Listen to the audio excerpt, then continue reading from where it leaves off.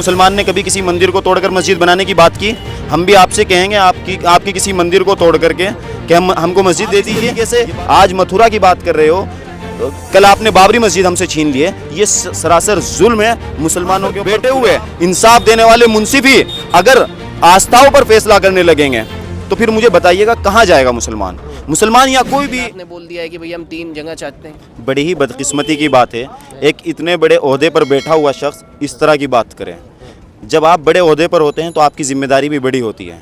आपको एक एक लफ्ज़ बहुत सोच और समझ के बोलना होता है कि आपके बोले हुए आपके लिए, जब आप जीत करके आते हैं तो आपके लिए कोई एक तबका नहीं होता, आपके लिए उस प्रदेश के अंदर रहने वाला हर वासी बराबर होता है। उस प्रदेश के मानने वाले हर मजहब के लोगों का आपके लिए सम्मान ज़रूरी होता है। आप इतने ऊंचे ओहदे पर बैठने के बाद इस तरह की बातें अगर कर रहे हैं तो अगर कल कोई फ़िरका वारियत होती है यूपी के अंदर, उसके सीधे सीधे जिम्मेदार हमारे CM योगी साहब होंगे अगर इस तरह की बातें करते हैं। आप बताइएगा मुझको, मुद्दों की बात क्यों नहीं होती? हॉस्पिटल और एजुकेशन पे क्यों नहीं बात होती? क्यों मंदिर और मस्जिद को कब तक हमको इन चीज़ों के अंदर उलझाया जाएगा?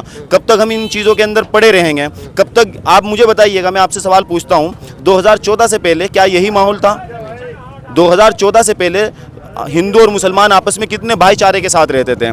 लेकिन जब से ये सरकार सत्ता में आई है, सिर्फ और सिर्फ अपने आप को सत्ता के अंदर रखने के लिए इस तरह के मुद्दे सामने लाए जाते हैं। लोगों को असल मुद्दों से भटकाया जाता है।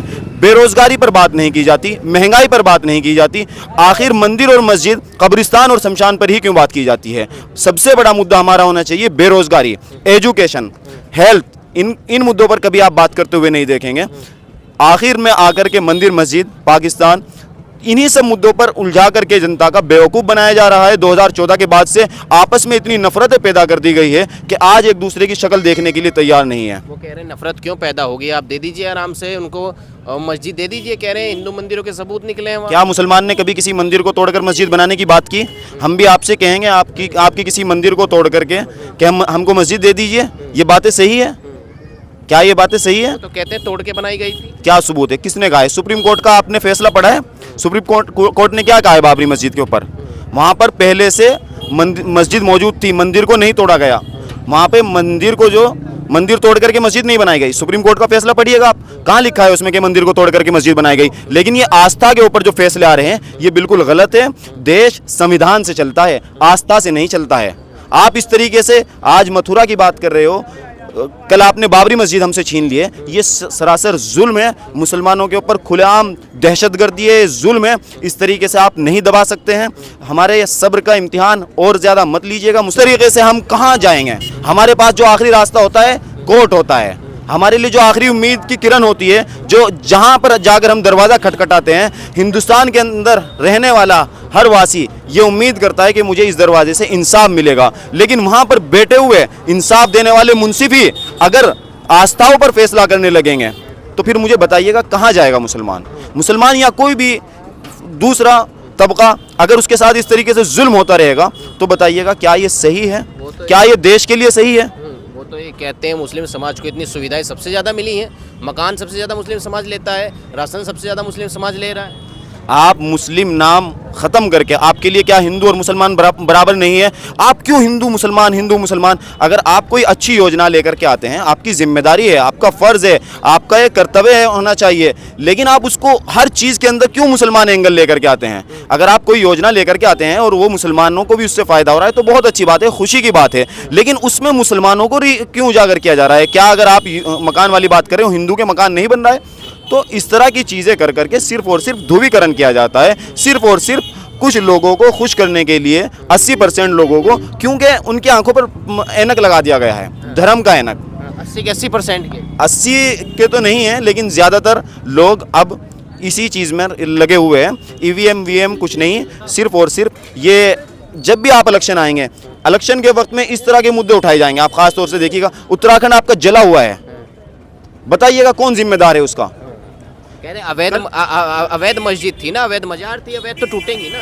अवैध तो पता नहीं, हिंदुस्तान के अंदर आप किसी को भी अवैध कह सकते हैं। अगर आप कानून की बात करेंगे, किसी के मकान पे आप बुलडोजर चला देते हैं तो वो अवैध हो जाती है। उसके बाद उससे पहले वो अवैध नहीं रहती। आप किसी भी मस्जिद को तोड़ करके कह देंगे अवैध है। आप बताइएगा, आज उत्तराखंड जला हुआ है, कौन जिम्मेदार है उसका? इस तरह के भाषणबाजी जब होगी तो उसके बाद हमेशा दंगा फसाद होगा।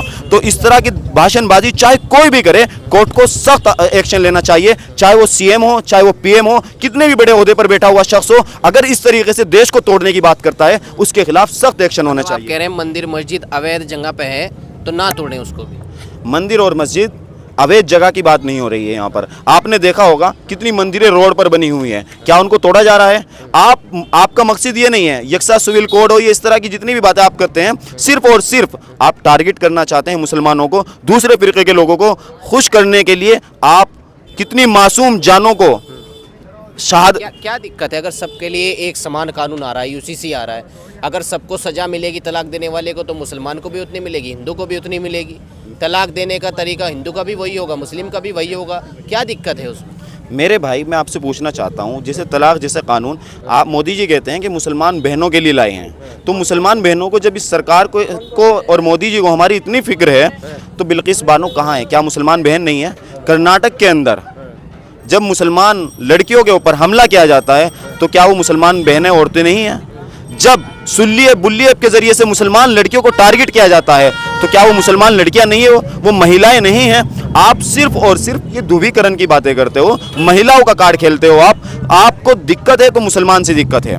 मसला ये है, आप लाशों के ऊपर सियासत करने वाले लोग हो। आपके पास 10 साल 2014 से लेकर अब तक के कोई मुद्दा ऐसा नहीं है जिसके ऊपर आप वोट मांग सके। सिर्फ और सिर्फ आप लाशों के ऊपर सियासत करने वाले लोग हो, मंदिर मस्जिद पर वोट मांगने वाले लोग हो। आप अगर मांग सकते हो कब्रिस्तान और शमशान, मुसलमान और हिंदू, पाकिस्तान और हिंदुस्तान करके वोट मांग सकते हो। आप अपनी कारकर्दगी बताइएगा, आपको जनता ने 10 साल दिए हैं, 10 साल में आपने क्या किया है? 10 साल में आपने इस देश को कहां से छोड़ करके कहां लेकर के गए थे? महंगाई 2014 से पहले कहां थी और आज कहां है? बात होनी चाहिए, इन मुद्दों पर बात होनी चाहिए। कब तक मंदिर और मस्जिद? जब भी आपका इलेक्शन का वक्त आएगा तभी मंदिर और मस्जिद होती रहेगी। ये चीजें नहीं होनी चाहिए, ये चीजें बंद होनी चाहिए। तो आप क्या मानते हैं इलेक्शन के लिए हो रहा है सब? बिल्कुल। इलेक्शन तो जीती पड़ी है, 400 पार है बीजेपी। ये बीजेपी का ख्वाब है। आपको पता चल जाएगा अगर 400 पार होते तो इन चीज़ों की ज़रूरत नहीं होती, अपनी कारकर्दगी पर बात कर रहे होते। आज दंगे फसाद, मंदिर मस्जिद, इन सब चीज़ों पर बात नहीं कर रहे होते। धर्म को सामने ला करके हमेशा सियासत की है और इसके अलावा कारकर्दगी को बयान करने के लिए कोई चीज़ इनके पास नहीं है। यूसीसी से क्या दिक्कत है? देखिएगा, हमारी शरीयत, अगर शरीयत किसी चीज़ में हमारी शरीयत से हट करके कोई बात की जाएगी तो हम उसको नहीं मानेंगे। ना देश तो संविधान से चलेगा, आपके शरीयत के हिसाब से तो कानून बनेंगे नहीं। से ज़्यादा संविधान पे कोई यकीन नहीं करता, मुसलमान से ज़्यादा संविधान को कोई नहीं मानता। सिर्फ ये संविधान हमें मत बताइएगा, संविधान की धज्जियां उड़ाने वाले लोग संविधान हमको बताएंगे। इस देश को आज़ाद कराने के लिए सबसे ज़्यादा बलिदान मुसलमानों ने दिया, सबसे ज़्यादा कुर्बानियां उलमा इकराम ने दी। इस धरती से सबसे पहले तहरीक आज़ादी शुरू हुई है, मुसलमानों ने सबसे ज़्यादा अपनी जानें गंवाई है। आप मुसलमानों को बताएंगे? आज मुसलमानों की देशभक्ति पर शक किया जाता है। वो लोग देशभक्ति पर शक करते हैं जो अंग्रेज़ों के गुलाम थे, जिन्होंने अंग्रेज़ों की गुलामी की है। वो लोग हमको बताएंगे कि देश से वफादारी क्या होती है। मुसलमान के खून में वफादारी है। मुसलमान अपनी जान देने के लिए तैयार है, मुसलमान अपना सब कुछ मिटा देता है इस देश के लिए। तो मुसलमान संविधान से चलता है, सबसे ज़्यादा यकीन मुसलमान संविधान पे करता है। लेकिन आज जो दोहरा मयार, दोहरा रवैया मुसलमानों के साथ अपनाया जा रहा है, ये सरासर गलत है। किसी भी देश को तोड़ने के लिए ये सबसे पहली चीज़ है। आप देखिएगा उन देशों के हालात, जिन देशों पे धर्म पर सियासत हुई है, जिन देशों के अंदर इस तरीके की बातें हुई है। आज यही हिंदुस्तान, अगर 2014 से पहले के देखेंगे आप, हिंदुस्तान इस तरह का हिंदुस्तान नहीं था। आज हिंदुस्तान को तोड़ने की कोशिश की जा रही है। आज हिंदुस्तान को उसकी जो असल पहचान थी उससे हट करके एक संविधान, क्या है संविधान, तो ये लोग खत्म करना चाहते हैं। ये तो अपना संविधान लेकर के आना चाहते हैं।